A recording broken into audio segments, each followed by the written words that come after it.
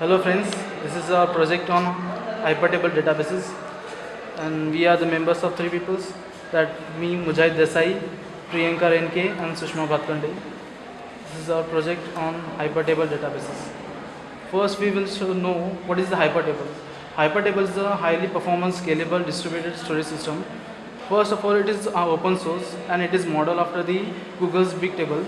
It has the features of all the data of big tables, and it just now implemented, so it has only basic query support and it cannot be used for transaction purpose, so banks cannot use this database for storing their informations. There are mainly four components of hypertable database, that is the hyperspace, master, range server and DFS broker. First we'll know what is the hyperspace will do. Hyperspace stores the metadata. It stores the basic information about what is the database stored in our hypertable database. Master performs two operations, that is management of the operations what we'll do and management of the range server. Management operation will do that creation of tables, databases, updating, managing, all done by at this management operations. And management range server is selection of range server and accessing that range server and adjusting the server data in order to achieve the load balancing is done by the management range server.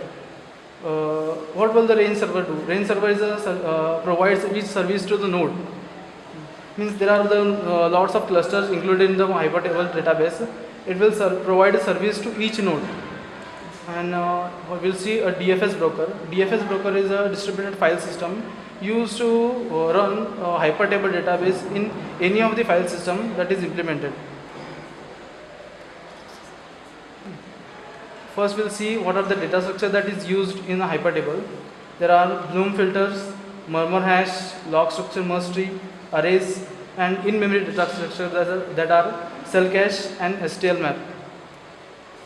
And we'll see algorithms, that is the Paxos selection algorithms, data compression algorithms, query routing algorithms, minor compaction and major compaction algorithms, range allocation algorithms, and load balancing algorithms. This is the application that we created using the hypertable database. This application is implemented on the C#, and it will take the database used to insert the student information into the hypertable database and retrieve from same. This is the username. We need first a username and a password. If it is not there, we need to create a new one. After, if you are the admin and only you have the rights to insert the information. So this is the admin page where you can search the information for student or staff or insert the informations. If you are searching inserting the information for the student, then you must include the name and all the fields. After insertion, you can search the information that you inserted. That is, you need to include a USN of that student for whom you are searching the information. After searching, you will get the information from the hypertable database. This is the code for running a murmur hash data structures. That is, first there are three inputs to these functions. That is the key value, length, and seed value.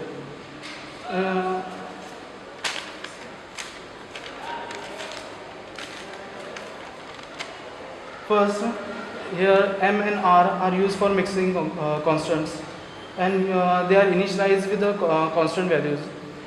And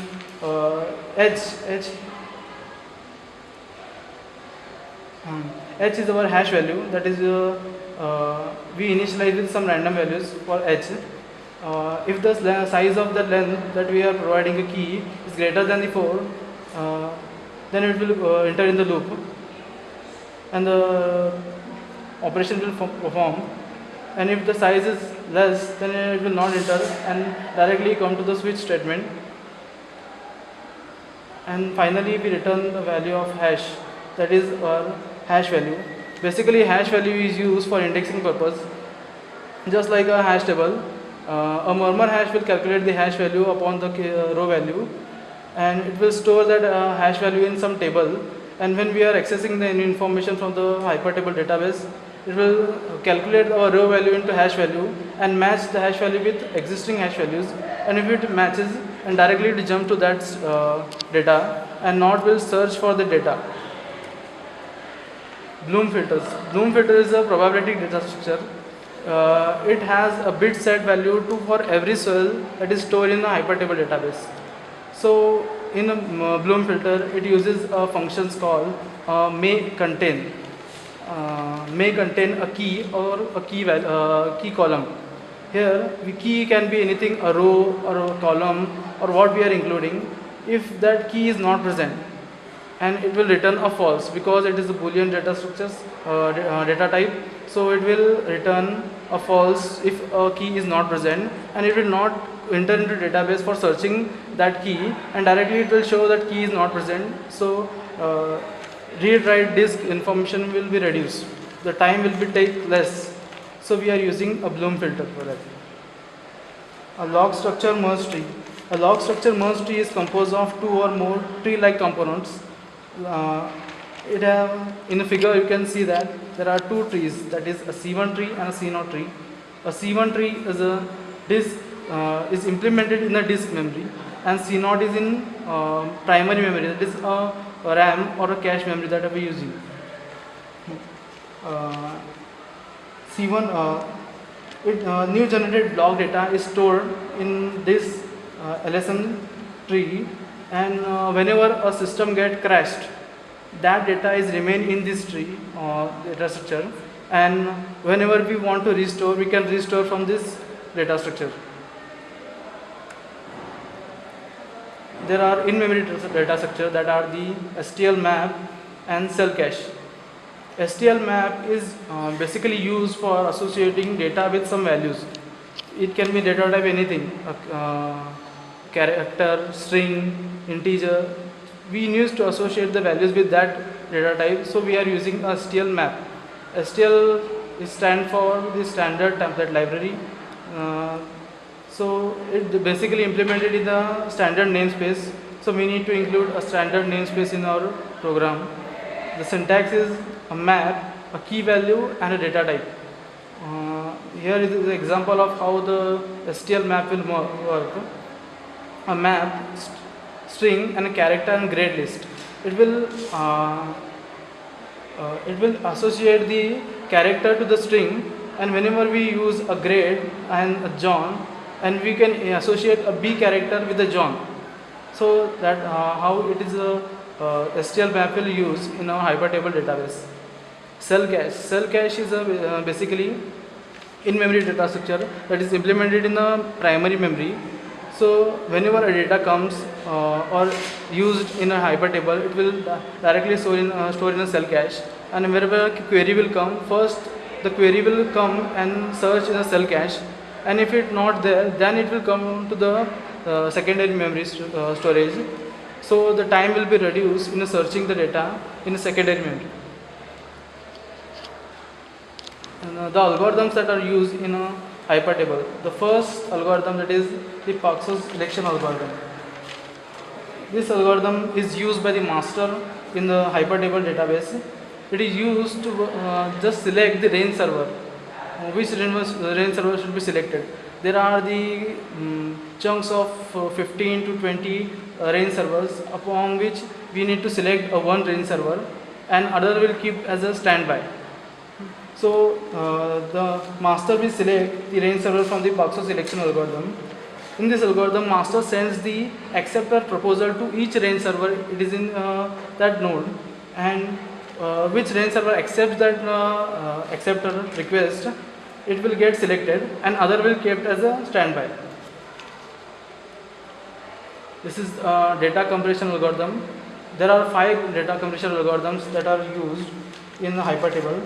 That is quick LZ algorithms, snappy algorithms, BMZ, LZO, and zlib algorithms. The quick Z algorithm, it is a fast lossless data compression algorithm which can reach up to 308 MB per core speed. So if we want to store a huge amount of data on a small storage we need to compress the data. So these algorithms were used to compress the data and save the space that we need to store. And then we have the compaction algorithm. There are two types of compaction algorithm, that is minor compaction algorithm and major compaction algorithm.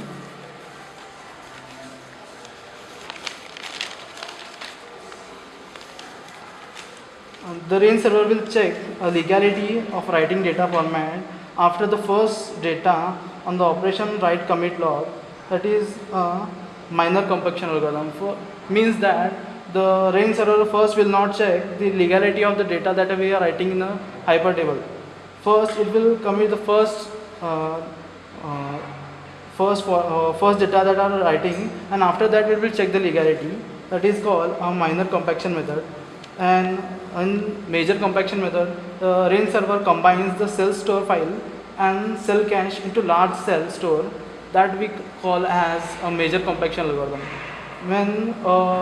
When we are using the major compaction algorithm, when a cell store and a cell cache gets full, means it reaches to its peak value, then we are using the major compaction algorithm to merging all the cell store and a cell cache into a large cell store. So we are using a major compaction algorithm. A load balancing algorithm. This algorithm is performed if a new range server or node is added to the hypertable database. The main objective of this is to ensure the CPU does not get overloaded, or we need to keep a balance on CPU so that it will better performance. It will be in the better performance. So load average on the CPU by each range server is calculated by the formula 2 into bytes written per second plus a disk byte read per second. And the load factor on each server I is computed by the formula load average per load estimated, that is equal to load average I divided by summation of j is equals to 1 to loads averages of all the range server that are included in the database. Some questions that can be done with the hypertable, that is how does a hypertable take care of availability? What if I switch off a power? Then the hypertable will first commit a log file and then it will store in the database. So if a system gets crashed or you turn off the system, then the file will remain in a log file and you can restore that file from the log file into database. And before, if the log file you switch off the power, then that information will be lost. And a hypertable will allow you to backup and restore data, that is with the commands like dump table and load data in file. When dump table used to backup the file and load in file, or a command in used to restore the file from the database. And you ask also, can hypertable work across multiple nodes, or it can work only on a single node? So hypertable is implemented as it can work on a single node also and multi-node also. So we can use both on single node on the local machine, and we can use a multi-node on the cloud tracker structures. And you ask one last question, that is what implementation that improvement that you can do in the hypertable. That the hypertable uses a murmur hash 2 code. So we can use a newer version of murmur hash, that is the murmur hash 3, which is the more faster in computing the hash values than murmur hash 2. So thank you. This ends our presentation.